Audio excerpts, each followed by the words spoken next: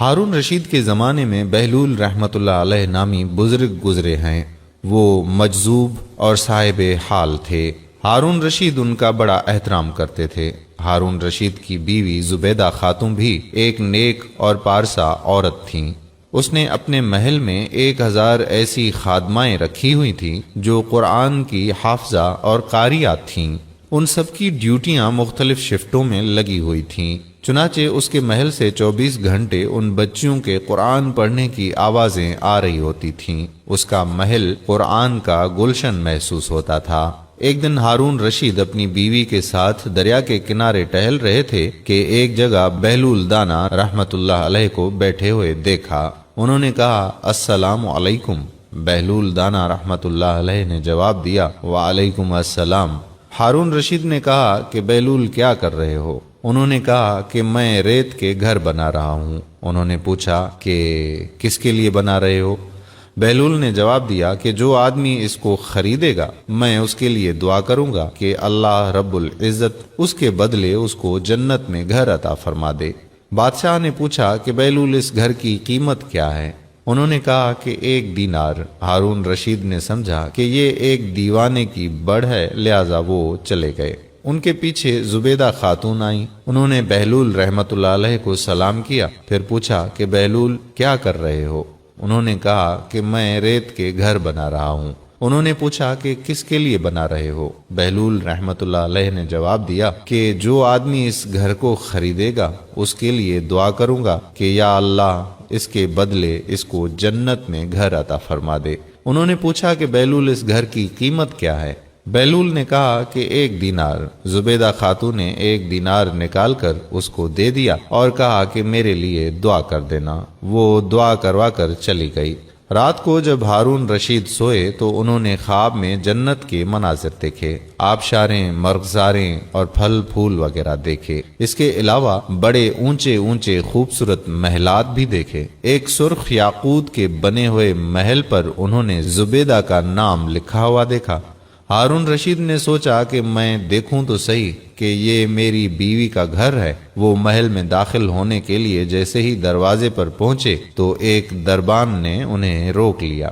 ہارون رشید کہنے لگے کہ اس پر تو میری بیوی کا نام لکھا ہوا ہے، اس لیے مجھے اندر جانا ہے۔ انہوں نے کہا کہ نہیں، یہاں کا دستور الگ ہے، جس کا نام ہوتا ہے اسی کو اندر جانے کی اجازت ہوتی ہے، کسی اور کو اجازت نہیں ہوتی، لہذا آپ کو داخل ہونے کی اجازت نہیں ہے۔ جب دربان نے ہارون رشید کو پیچھے ہٹایا تو ان کی آنکھ کھل گئی۔ انہیں بیدار ہونے پر فوراً خیال آیا کہ مجھے تو لگتا ہے کہ بہلول کی دعا زبیدہ کے حق میں اللہ رب العزت کے ہاں قبول ہو گئی۔ پھر انہیں اپنے آپ پر افسوس ہوا کہ میں بھی اپنے لیے ایک گھر خرید لیتا تو کتنا اچھا ہوتا۔ ساری رات اسی افسوس میں کروٹیں بدلتے رہے۔ صبح ہوئی تو اس نے دل میں سوچا کہ آج پھر میں ضرور دریا کے کنارے جاؤں گا۔ اگر آج مجھے بہلول ملے تو میں بھی ایک مکان ضرور خریدوں گا۔ چنانچہ وہ شام کو پھر بیوی کو لے کر چل پڑے۔ وہ بہلول کو تلاش کرتے ہوئے ادھر ادھر دیکھ رہے تھے۔ انہوں نے دیکھا کہ ایک جگہ بہلول بیٹھا اسی طرح کا مکان بنا رہا تھا۔ انہوں نے کہا السلام علیکم۔ بہلول نے جواب دیا وعلیکم السلام۔ ہارون رشید نے پوچھا کہ کیا کر رہے ہو؟ بہلول نے کہا کہ میں گھر بنا رہا ہوں۔ انہوں نے پوچھا کس لیے؟ بہلول نے کہا کہ جو آدمی یہ خریدے گا میں اس کے لیے دعا کروں گا کہ اللہ تعالیٰ اسے اس کے بدلے جنت میں گھر عطا کر دے۔ ہارون رشید نے پوچھا کہ بہلول اس کی قیمت کیا ہے؟ بہلول نے کہا کہ اس کی قیمت پوری دنیا کی بادشاہی ہے۔ ہارون رشید نے کہا کہ اتنی قیمت تو میں نہیں دے سکتا، کل تو 1 دینار کے بدلے دے رہے تھے اور آج پوری دنیا کی بادشاہی مانگتے ہو۔ بہلول نے کہا کہ بادشاہ سلامت، کل بن دیکھے معاملہ تھا اور آج دیکھا ہوا معاملہ ہے۔ کل بن دیکھے سودا تھا اس لیے سستا مل رہا تھا، اور آج چونکہ دیکھ کے آئے ہو اس لیے اب اس کی قیمت زیادہ دینی پڑے گی۔ ہماری مثال ایسی ہی ہے کہ آج ہم نے اللہ تعالیٰ اور اس کے رسول صلی اللہ علیہ وآلہ وسلم کو بن دیکھے مانا تھا، اس لیے جنت بڑی سستی ہے، لیکن جب موت کے وقت آخرت کی نشانیاں دیکھ لیں گے تو اس کے بعد پھر اس کی قیمت ادا نہیں کر سکیں گے۔ ارشاد باری تعالیٰ ہوا کہ روز محشر مجرم یہ تمنا کرے گا کاش میں اپنی سزا کے بدلے میں اپنا بیٹا دے دیتا، بیوی دے دیتا، اپنا بھائی دے دیتا، وہ خاندان والے دے دیتا جو اسے ٹھکانہ دیتے، حتیٰ کہ جو کچھ دنیا میں ہے وہ سب دے دیتا اور میں جہنم سے بچ جاتا۔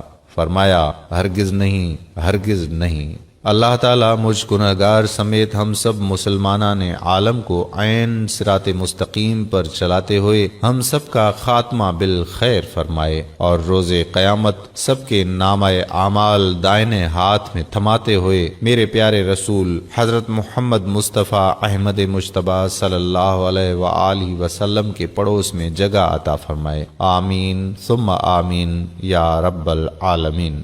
امید کرتا ہوں کہ ہماری آج کی یہ ویڈیو آپ کو ضرور پسند آئی ہوگی اور اس کو صدقہ جاریہ کے طور پر اپنے دوستوں احباب کے ساتھ ضرور شیئر کریں گے۔